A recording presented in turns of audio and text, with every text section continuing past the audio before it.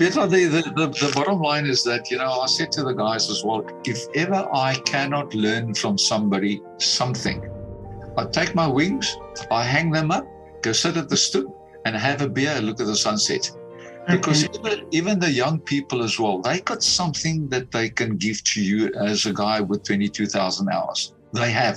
And I've proven it so many times.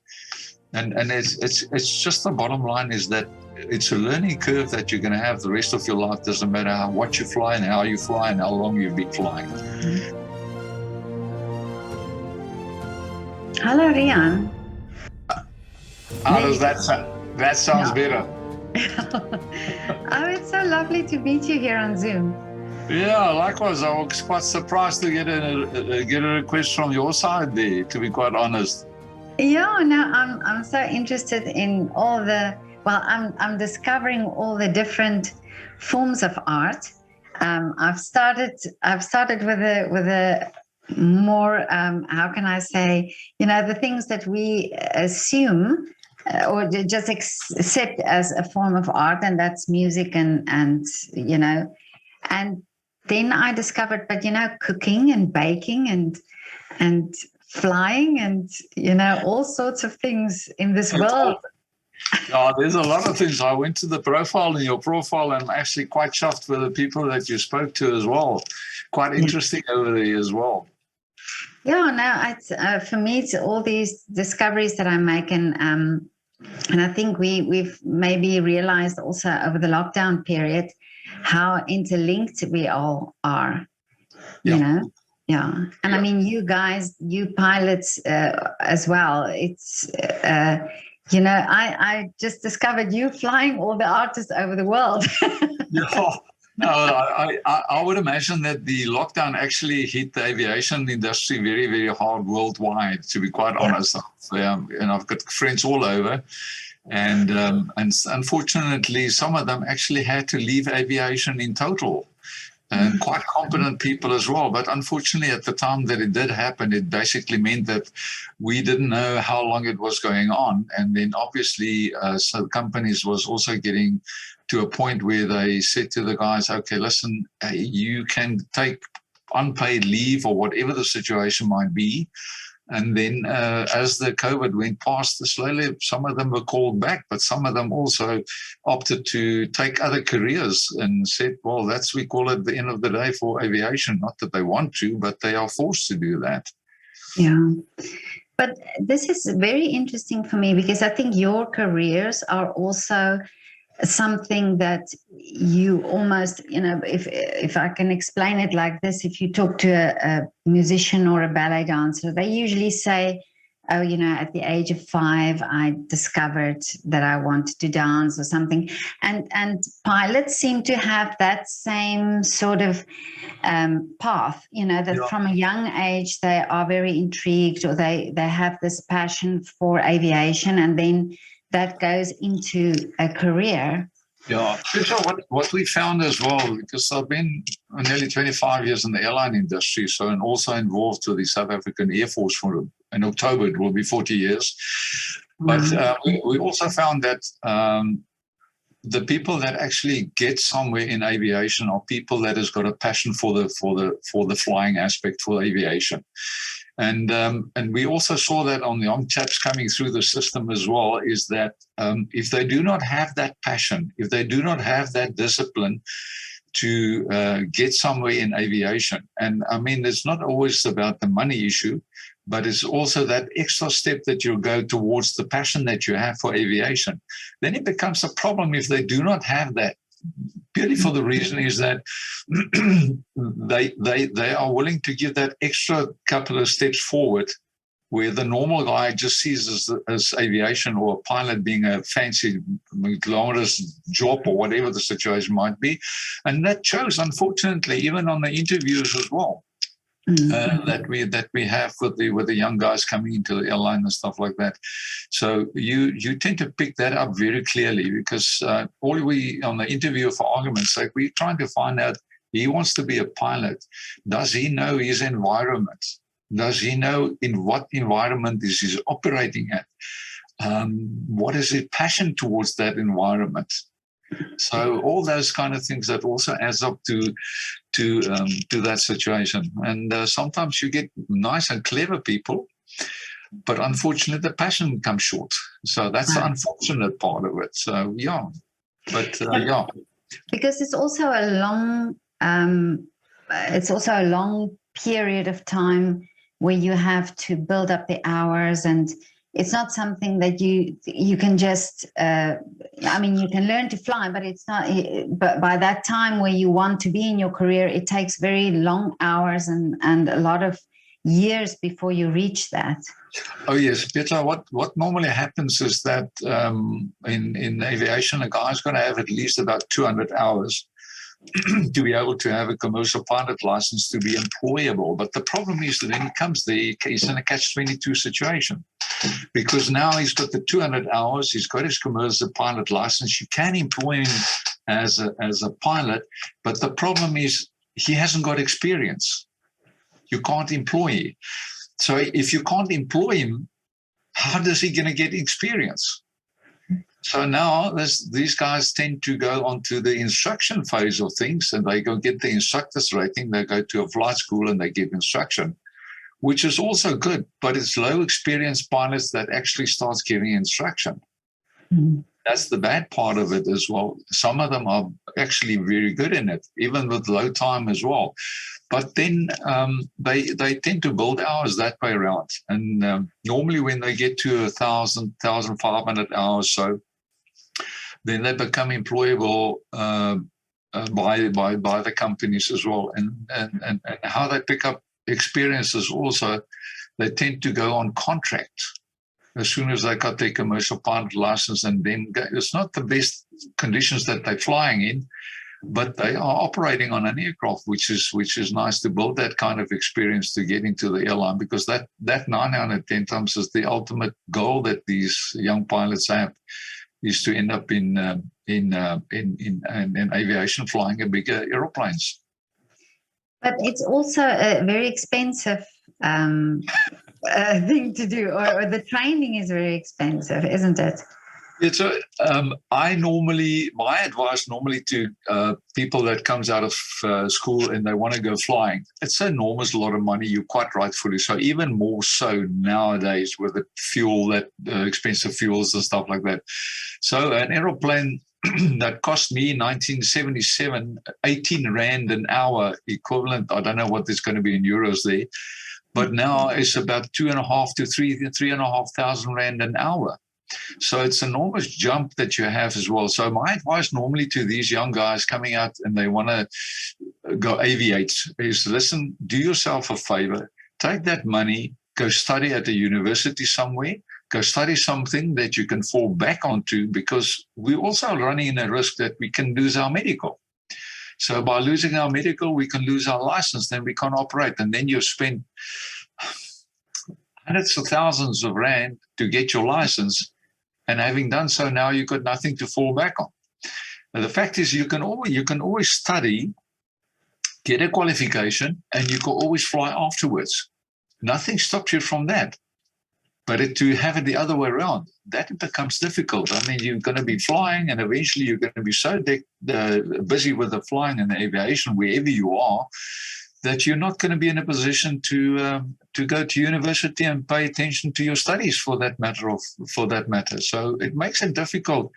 So the advice would be normally is, listen, go study, qualify yourself in something that you can fall back onto, or go go somewhere else in the world.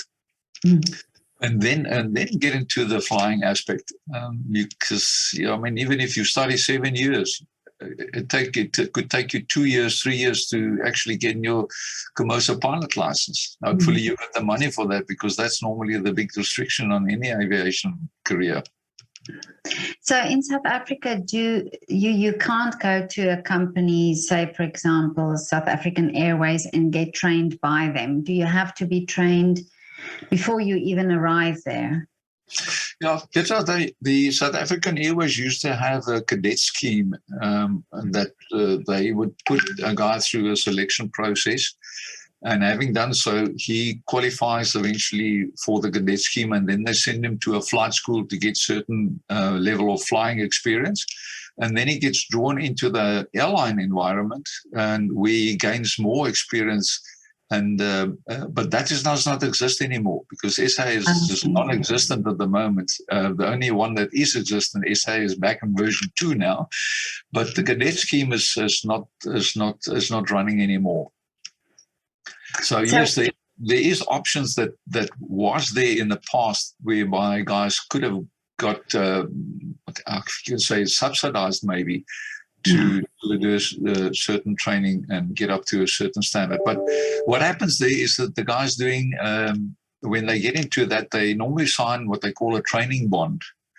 So if they do a costing on to say, listen, this is how much that training is going to cost you. If you sign up, we'll train you. We'll put you through the system and get you qualified, but it basically means at a later stage you might have to work that back for a certain period of time. Should you leave the company before that time, there's a calculation that they can actually apply, whereby you're going to pay some of that money now back. Okay. But tell me, how did you start in flying? What was your? Were you also at a young age, a young boy? Yeah, I started flying in 1977. It puts me about 45 years in aviation at the moment. And those days, relatively, it was also quite expensive. I had to carry my own flying cost at that stage. I didn't even do the bookkeeping for the flying club. The accounting to be able to get credit and use that on my flying as well. So I was very fortunate in the sense that I managed to end up with the South African Air Force Reserves, which basically says that I could gain more experience there. So and then that was in 1982. I got my Air Force wings in 1988. And in the meantime, that you sort of, every time there's an opportunity to fly, you will get your backside into that aeroplane and you will build the hours that way around. It was a lot easier. That was a lot easier those days as well, because one of the situations we had, the guys would do parachuting, drum jumping, or you would do tugging as well. Then you would say, fine, listen, I can take you up and you can jump at the airplane. And it's not very legal in the senses that you don't have a commercial pilot's license. But once again, is everybody does it and does it in a safe manner, in the senses to gain experience. Because the problem is that you have got to have about 45 hours to get your private pilot's license. You are not supposed to be, or you cannot work or do pilot work to get a reward, not even money, just a reward. So you got to build up your own hours in a certain format up till about 200 hours, do certain subjects at the civil aviation authorities, and only then do your flight test on a commercial basis to gain the license. But yeah, it was a lengthy road for me as well, because I didn't expect to be flying full-time whatsoever. I didn't. I had I had quite a bit of a passion for flying, so much so that I was very scared for doing spinning in an aeroplane. In other words, you take the aeroplane and basically spin it, and you've got to recover out of it, just for practical purposes, that if you do end up in that situation, that you can recover from it.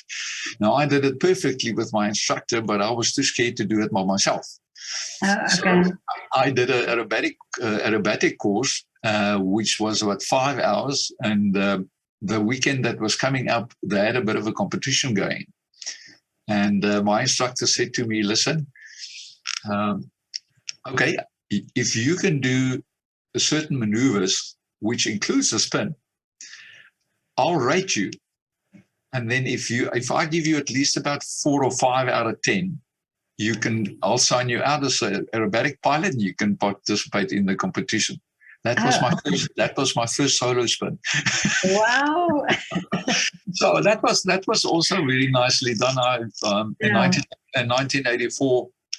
I still didn't have my commercial pilot license then. I was just a private pilot, but I entered the aerobatic championships and I ended up third in the national aerobatic championships in the sportsman class in 1984.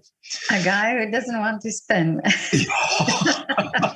I got used to that after that. So, but it was quite a surprise as well when we got there as well. I'm glad I did it, but unfortunately, thereafter, I had friends that lost their lives in accidents, and simply I got a bit scared. So I was glad I did it. Very fortunate to be able to do it, but then I stopped. And I thought, okay, fine, let me just carry on with a normal flying. And at that stage, I was obviously with the South African Air Force Reserve Squadron. And the advanced flying part was more attractive to me. Mm-hmm. So, and that's where I started the Air Force part of it. Nowadays, I'm Officer Commanding of 110 Squadron in Cape Town. Since 2007, but yeah, that was quite a move on the aviation since then. Yeah. And then did you stay? Well, you say you're still in the Air Force then. Yeah, we part of the reserve squadron at the moment. We're not very active at the moment because obviously of budget constraints that the Air Force has got in South Africa at the moment. But we're very much still on the books, as I say. And the Air Force flying that we're doing is basically with civilian aeroplanes, but in a military capacity, and it's mostly transport of personnel. That we did in the past, we used to go up to the border and we used to do some communication flights there. In other words, transporting personnel in between Air Force bases and stuff like that. At the moment, we're very quiet. We basically, you can nearly call it inactive for the time due to the budget constraints that we have. Okay, but I read on LinkedIn that you wrote you came out of retirement and started flying again. So how did that happen? I was as flabbergasted as you can probably get it, because I retired in April 2020. I did my last flight on the 22nd of March, still giving instruction to a new captain. And never actually knew that was going to be my last flight. And then COVID came in, and I was on a second extended retirement contract with the company already. I've been there nearly 24 years. So I thought, well, okay, that is about the end of it. So I was in retirement for about 2 years and got myself involved with the Cape Town Flying Club, whereby I started giving instruction. I didn't want to fly the small aeroplane anymore. It hasn't got switches on the roof. It doesn't have got 2 engines either. So I said to the club, okay, what I'll do is I'll give the lectures on the school, and I'll keep the instructors on the aeroplanes, and they can do the flying, which obviously they do because they're getting experience on aircraft as such. And then with the COVID, I was forced to get into online training, so I had to change all the theory to eventually put it on to be able to present it online, which is also it's also a difficult environment to medium to instruct on.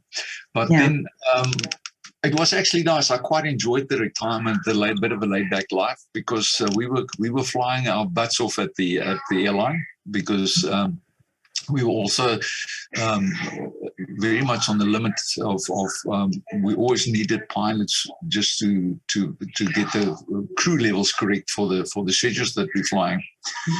And then what airline is that?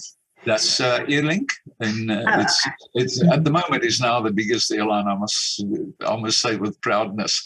Really? It was nice. So I was training captain with them for probably about 15, 17 years. And then it happened so quickly. After the 2 years, I got a call. My granddaughter just graduated that same day, and I put it onto my profile. And I got a call from the chief pilot from Airlink, and he said to me, and I thought, okay, why would he call me? Maybe just to congratulate me on my granddaughter's education. And I thought, and he said, how would you like to come back to come fly? I said, Oh, wow. well, what do you want me to say? No? No, I said, I'm glad. And I'll tell you, Peter, it was such a pleasure. Look, and I missed the flying very much, being in retirement. And I miss the people that I work with. The pressure, not so much. But those two part things is actually what I miss quite drastically, quite a lot with with not being able to fly, and to being given an opportunity to fly those airplanes again now, and it is just lovely. I enjoy it. Sometimes I've done 4 legs. We're supposed to be finishing for the day. Then I wish they would phone me and listen, can I give you another leg to fly? So I'm quite shocked with that. And basically I said to the guys, look, the thing is, once again, I'm very, very, very, very fortunate. And I go on my knees and say thank you that I still got a flight medical that I can keep up at my age. And being called back is quite a privilege in the sense is that it does not really happen, as you can see what the response is on the social media. I basically just put it on there to brag about the fact that I got 22,000 hours. Yeah, I didn't expect any feedback like that. at all. So it was quite a transition that we went through as well, because I thought to myself, out of the aviation, and I mean the discipline that we have, especially at Airline, the standards are very, very high to the pilots. They are terribly high. So to be in that situation, I got the call on the Thursday. The Friday, some of the paperwork been given to me. Monday, I got the full paperwork. And then the Tuesday and Wednesday, I went up to Joburg to do some recurrent technical training. I was in the flight simulator the Thursday and the Friday. And the week thereafter, I was back online flying full time. Wow. So that was, I tell you, that was really, it was such, something that I can't explain to you, the feeling that you have. And the best of all is the instructors that was with me to get you up to standard to do the final line check with us were all my students. Really? Oh, They were all my wow. students. And I was quite shocked. And every time I said to them, yes, but what about this? What about that? They said to me, no, Captain, you told us that. You taught us that. So don't change that now. You taught us that. So that was quite shocking. How is that not amazing? And my first landing, I'll never forget. I flew with also one of my students then. We landed in Bloemfontein. That was the first landing that I had in the aircraft after more than 2 years. And it was such a smooth landing. I was thought, hang on, this is the time to brag. I said to him, listen, just check with the control tower whether we're on the ground or not. So that was and what they call muscle memory as well. Because I thought to myself, I've got to get into quite a sophisticated aeroplane. Okay, I've got about 14,000 hours on the type, and I've given it about 3,000 hours instruction on it as well. So, and the muscle memory that you get out of it, Peter, is unbelievable, because you look at the paperwork and you say, gee, how in the world am I going to remember all this to get back? And funny enough, and that was the part that I couldn't believe. It was unbelievable. I got into the aircraft, and I knew where my hands had to go to do certain procedures in that cockpit. And that was unbelievable. That was really, really something. But if you think, 22,000 hours of flying, that must be second nature to you. But I just want to know if you switch off your bed light like this and not like this. No, I must be quite honest. Sometimes you know where you are, where you are. But when you're in the cockpit, quite rightfully so, you know where the switches are. And I was always also said to the guys is, listen, when if you blindfold yourself, you've got to be able in the cockpit and touch the button that you want to touch. That helps quite a bit, because the aircraft is quite an automation management skill that you actually got to have, apart from the fact that you got to be able to fly it, but it's also a management tool that you got to be able to manage the automation of the aircraft as well. And that we find sometimes when the guys get out of the contract market and they do come back, get into the airline environment, they sometimes do struggle with that a bit, unless they've flown a type of aeroplane which is very similar to the automation that we have in the aircraft we have at the present. But yeah, you're saying now about your students and that you do also training and so on, but are there a lot of young pilots coming up in South Africa now, with all the drawbacks that you have with all the airlines and so on? Yeah, Petra, there are definitely young guys coming through the system at the moment as well. We've been very fortunate in the sense that one or two of the airlines actually closed their doors as well. And some of the other airlines were in a situation where they can actually have taken these people onto their fleet as well, which is super. And I think in any pilot's environment, or any pilot as a career pilot, faces this issue where the company has been closed down. So even with Airlink as well, they managed to call some of the guys back into the system to alleviate the shortage that we ended up with the crew a bit, because obviously with the smaller regional airlines, and I've been saying that all along, is that we unfortunately a school for the bigger airlines.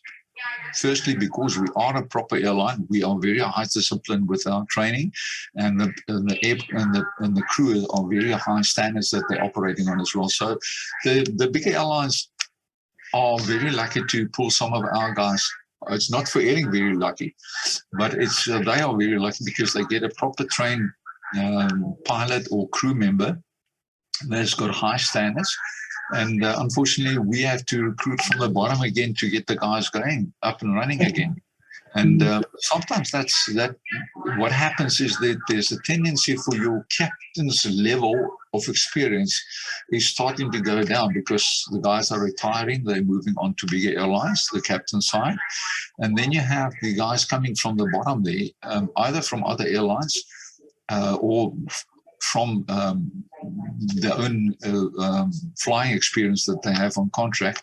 But the fact is those guys still got to go through the training system. They've got to go through a certain period of time before they can actually become captains, in the sense is that the experience level tells quite a bit as well.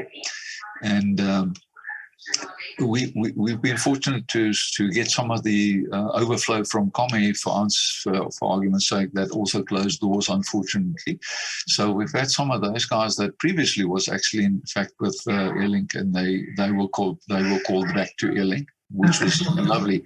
And then a lot of those guys has also been called up with other airlines in South Africa that is operating the same type of aeroplane, which obviously makes it more beneficial for them because the person has already got that aircraft on his license. Then he gets onto the same aircraft, just at another company as well. So the good part was out of that is the fact is that a lot of those pilots was absorbed on the existing airline structures that we have in South Africa at the moment, which is very fortunate because I can just imagine that if you get in the middle of your career and all of a sudden the company closes and now you're going to make a career change, never mind stop flying. Yeah. But this is what I want to ask you now is because it's a career that's really born from passion, from the passion of aviation. Is this something very difficult for a pilot to then go to change careers?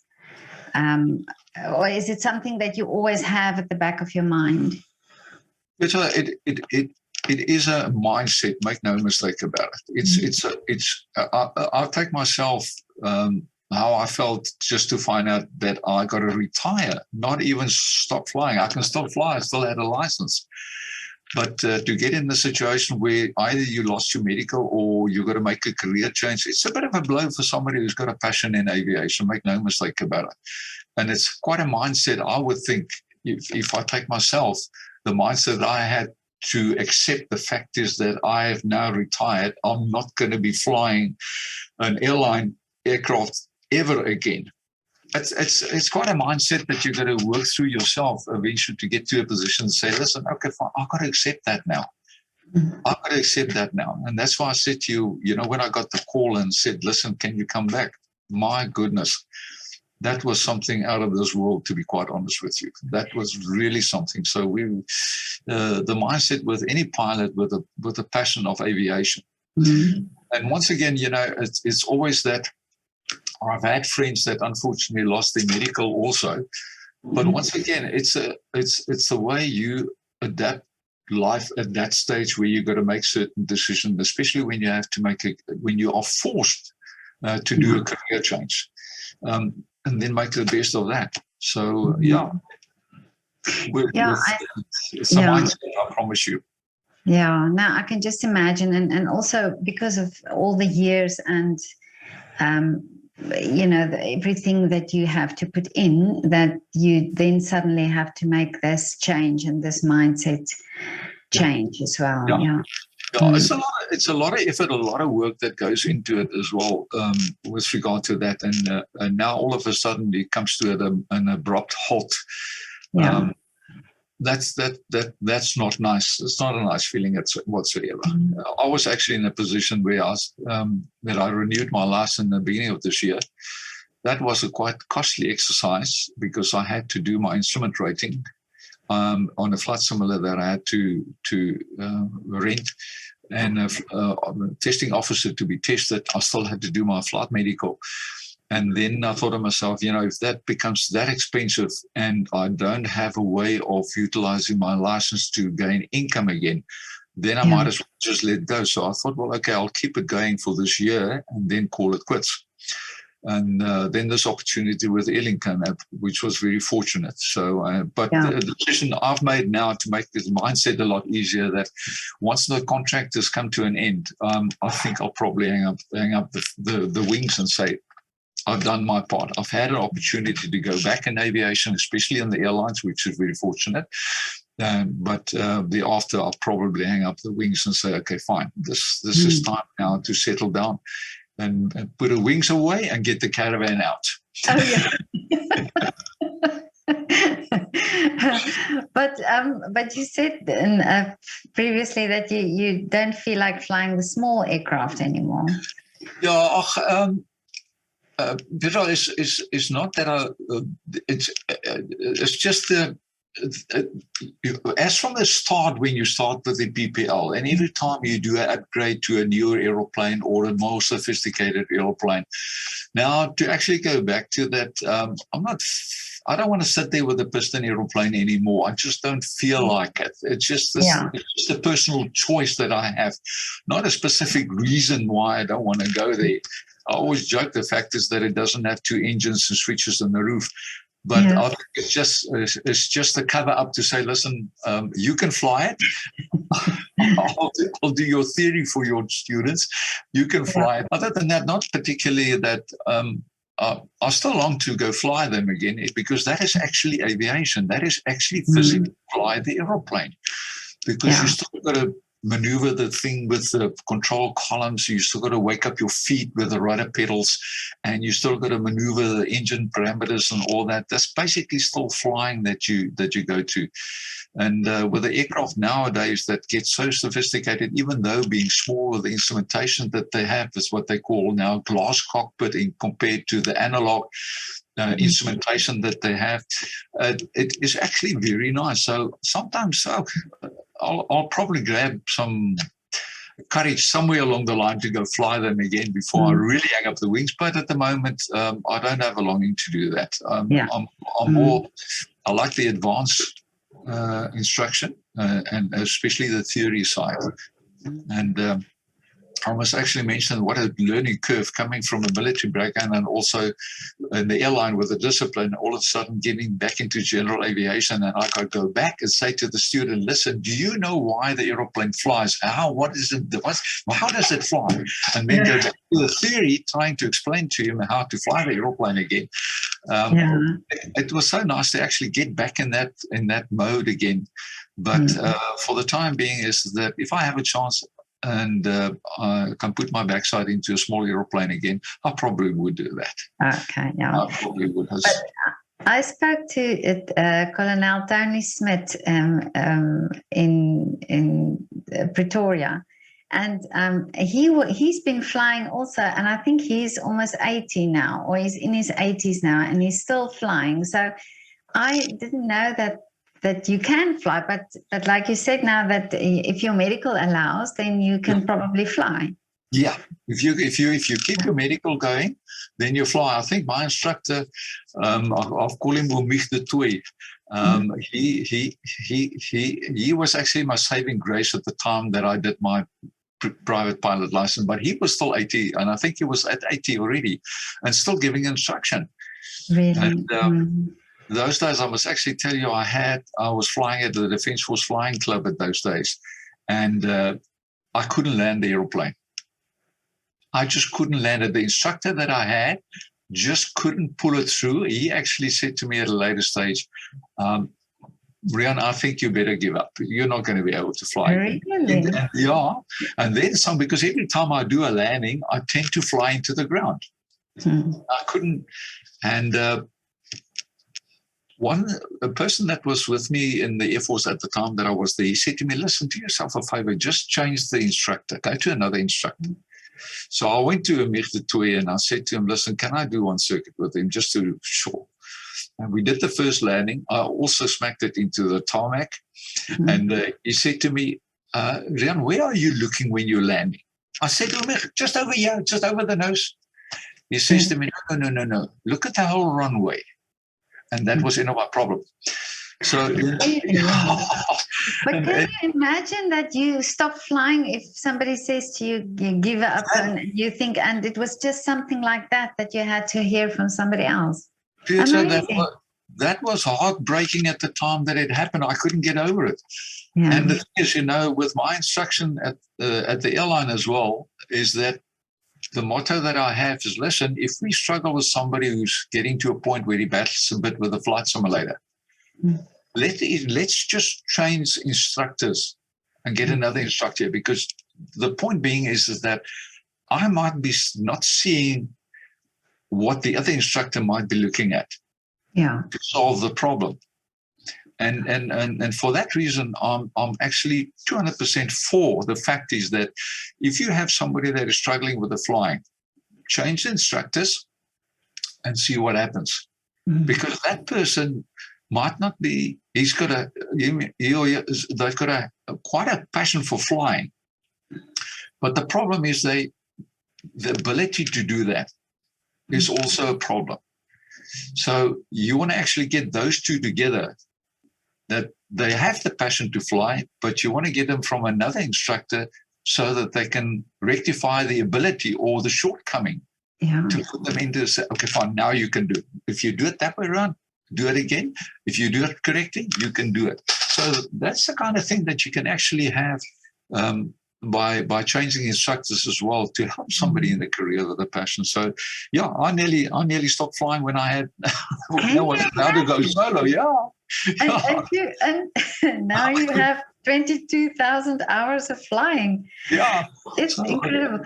But it's the same. It's actually the same well, my daughter is a ballet dancer, and I remember that she's had a struggle with something, and somebody who coached her said to her to think of it in a different way, and it's completely then changed how she moved. And I can 100% understand what you're saying, because it's just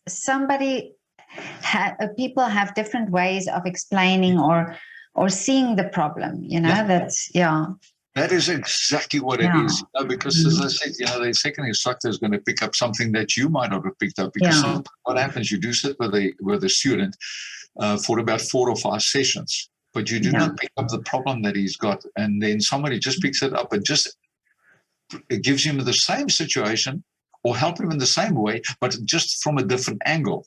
Yeah. And that just clicks the mindset for that person as well. Yeah, and it's also sometimes if you just think of it in a different way, get somebody to think of it in a different way. Yeah. Peter, the bottom line is that, I said to the guys as well, if ever I cannot learn from somebody something, I take my wings, I hang them up, go sit at the stoop and have a beer and look at the sunset. Because even the young people as well, they got something that they can give to you as a guy with 22,000 hours. They have. And I've proven it so many times. And it's just the bottom line is that it's a learning curve that you're going to have the rest of your life. Doesn't matter what you fly and how you fly and how long you've been flying. That is the important part of it as well. Yeah.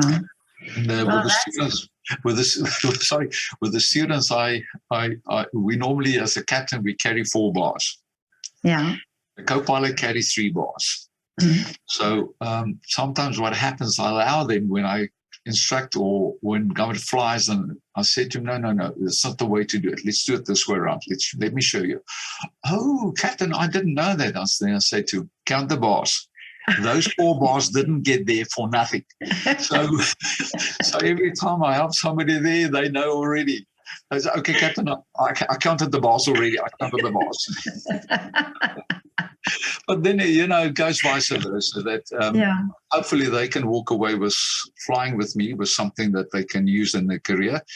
And then I also, even with my experience, I like to learn from them as well. Even small things, it's just the way of learning curve. And if you keep that going, I think that will keep you going with a passion in the aviation. Yeah, well, I think if you have such an open mind to say, I can learn from other people, then of course you will. Yeah. No, because I know if you don't have that open mind, I think you might have a problem later stage as well, because there is always somebody who's got a better idea that you have. Always somebody that'll have that. And also, I think I've spoken to another pilot who also mentioned that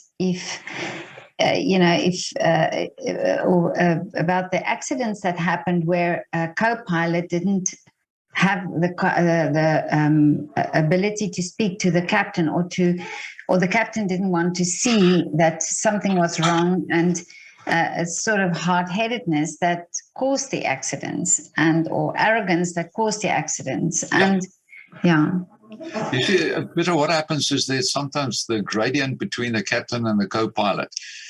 You got to have a bit of a gradient there, because obviously, ultimately, your captain takes the decision for the final decision on what happens as well. But he's got to be an open-minded manager as well, because that is what he is basically. Apart from the fact is that he's got all the experience in the world, he's got to be open-minded to see what happens with the guy, and he must allow the co-pilot and open the doors for the co-pilot to be able to communicate with him on whatever basis. Because sometimes what happens, the guy says, I'm the captain. I carry the 4 bars. You shall do as you're told. Problem. That's a problem. That's something, a danger or an accident about to happen somewhere along the line.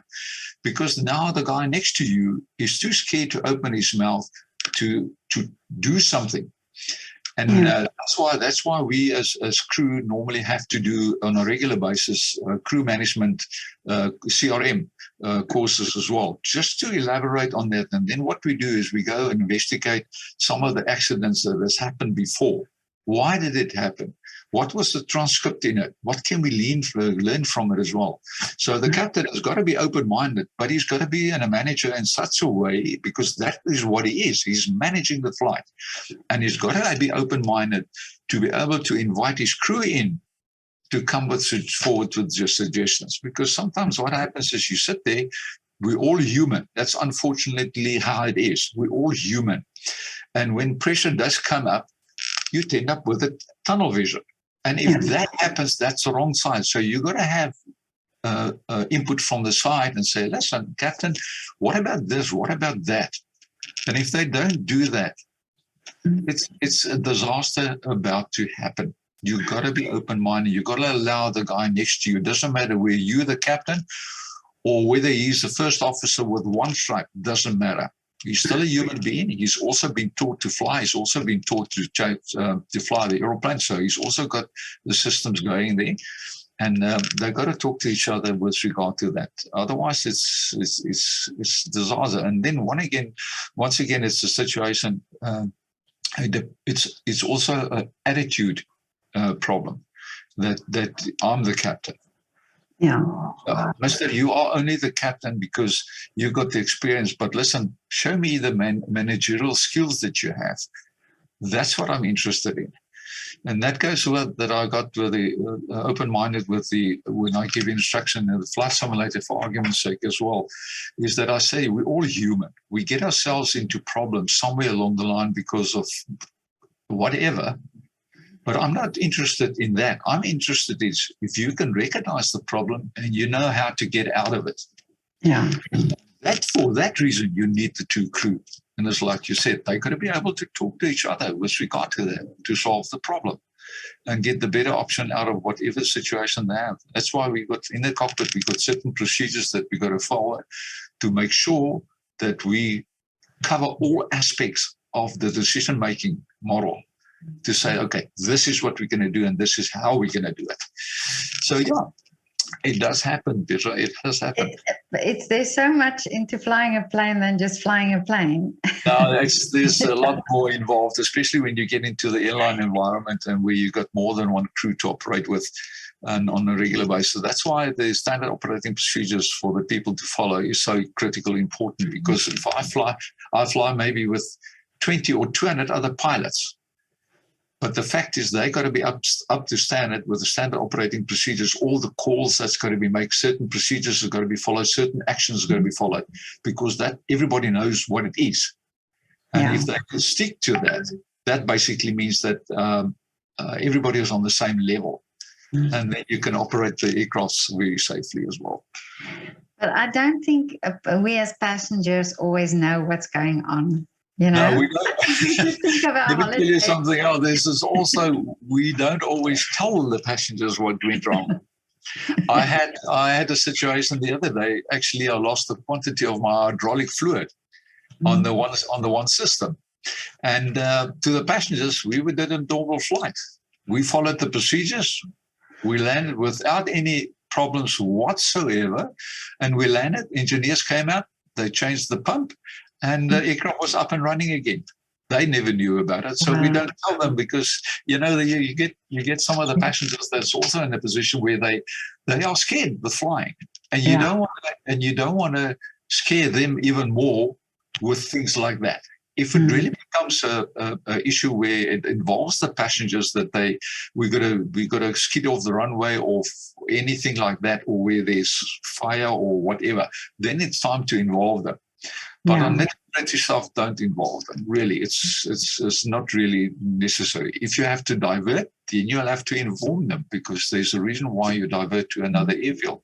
Then you have to inform them, but also do it in such a way that it puts them at ease as well. And one of the things is that if the captain speaks to them, you can imagine yourself when he gets onto the PA to the passengers, and his voice is calm, he speaks constructively, and he explains it very nicely on layman's term for the passenger to understand what the problem is and what is to follow, what's going to happen and when it's going to happen. It puts them at ease, and you keep them informed as the flight progresses. And that puts them at ease as well. So that's why I say your captain has always got to be, is not just a captain with the 4 bars. He's got to be a manager, and a proper manager working with people as well. Well, Riaan, next time I fly, when I go out the plane and I see the captain standing there with a smile on his face, I'm going to wonder if the hydraulics was working.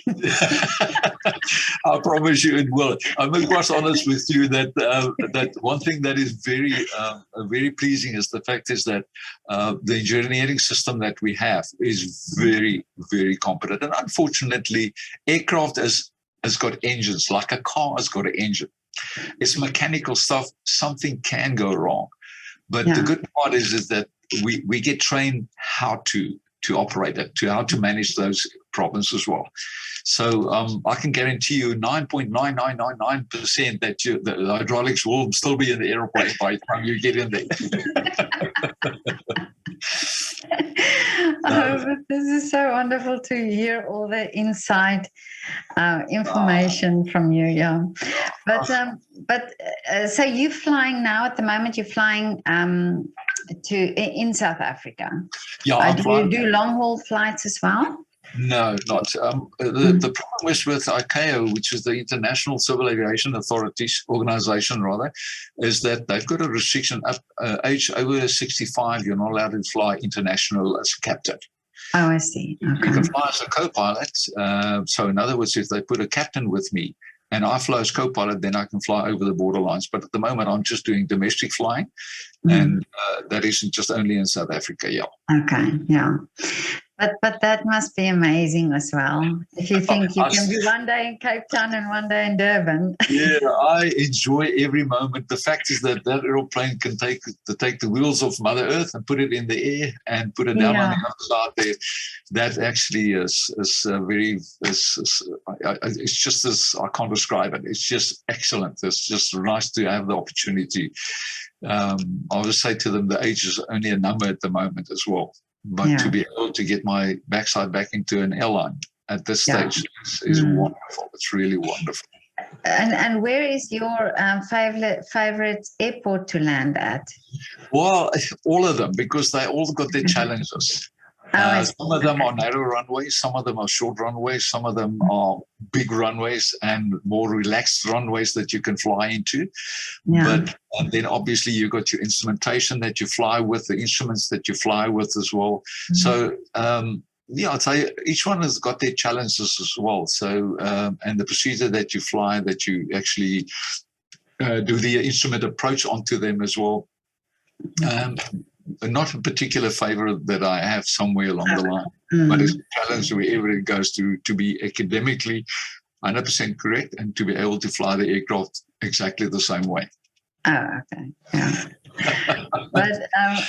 But Riaan, but tell me, what are your wishes now for the future? That's a good question, Petra.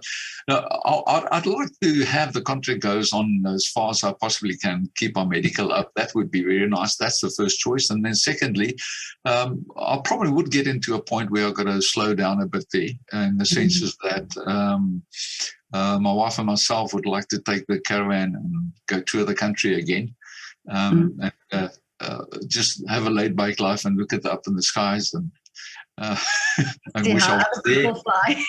See how the other guys are flying, and so I think it's just to have a bit of a laid back life and carry on. We got other stuff that we're busy, like for instance the bowling part of it, taking up bowling again, and obviously the caravanning and get to see the country a bit there, because the southern part or even the Western Cape is that there's so many things still to see, and even if we go up to the Kruger National Park, that is one tick box that we still want to tick as well. It's just very expensive at the moment with the fuel at the moment.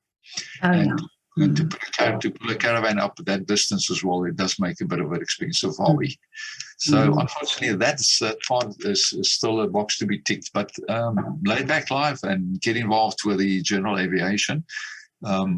And get the new guys up and running from what I've learned over these years. So I think that probably would put the cherry on the cake. Yeah. So you are, but you're based in Cape Town. Yes, I am. Yes, I am. Okay. So, but the airline, basically, they either they pack us up to Joburg and fly there, and then come back again, or otherwise we do one of the routes that actually ends up in Joburg. Then we do night stop there, and then we take the route in reverse, and then night stop back in and at home again. Oh, okay. Oh, but that's wonderful. Well, but you're Cape Town. I mean, it's so beautiful. It's such a beautiful city, and you're close to the sea, and so already you have a wonderful environment to live in. Yeah. Yeah, I wouldn't change this. I was fortunate when Airlink started in Cape Town in 1999. We were two crew that actually started the base in Cape Town. So I've been in Cape Town based ever since. So I'm very fortunate with regard to that. So I said, they won't get me back in Joburg. I'll go fly in Joburg. I don't mind helping out there, but you're not going to move me back to Joburg. It's not going to happen. No, I can imagine, yeah. But Riaan, I just have one more question for you, and that is ask if you can do a shout out for your favorite restaurant or coffee shop. It doesn't have to be Cape Town because you're going all over the world, but do you have a favorite place to go? The one that we like to go to is Mug and Beans. Okay. Mug and Bean is our favorite, especially with the coffee side of it. Yeah. because you can have coffee till it comes out of your ears, and it's always nice every time. Second cup, the third cup is always the same. It's always nice. So that mung bean is our most common place that we, and especially when we're out in the caravanning and stuff like that, we'll probably look at that, because that is a place that is our first choice. I know that's a genius idea to have, to be able to top up your coffee as much as you like. Oh yeah, absolutely. Yeah. That's the lovely part of it as well. Yeah. But Riaan, thank you so much for your time. No, Petra, you're more than welcome. Yeah, it was such a lovely conversation about flying and about aviation and your time in aviation, and it's so interesting. And I wish for you many thousands of still hours going. Thanks. You tell that to my boss, because that's how long he's going to keep me there. But it would be nice. Let's put the wish out. Yeah. I'll send him the clip and just say to him, listen, just take note of the last part here that we discussed now. But I know it was nice. It's always nice to share something with somebody else out there as well, and if they can gain something from it as well, I think that's then my purpose has been served. That's the important part of it. And being in aviation so long, for 45 years now, it is if I can give something to somebody else, that is my goal. Then I can do it by all means. But other than that, I'm still enjoying it as much as he doesn't. Whatever I give them, I enjoy it more. That's amazing. Lekker vir die woorde. Dankie vir die lekker gesels. Dankie. Bye.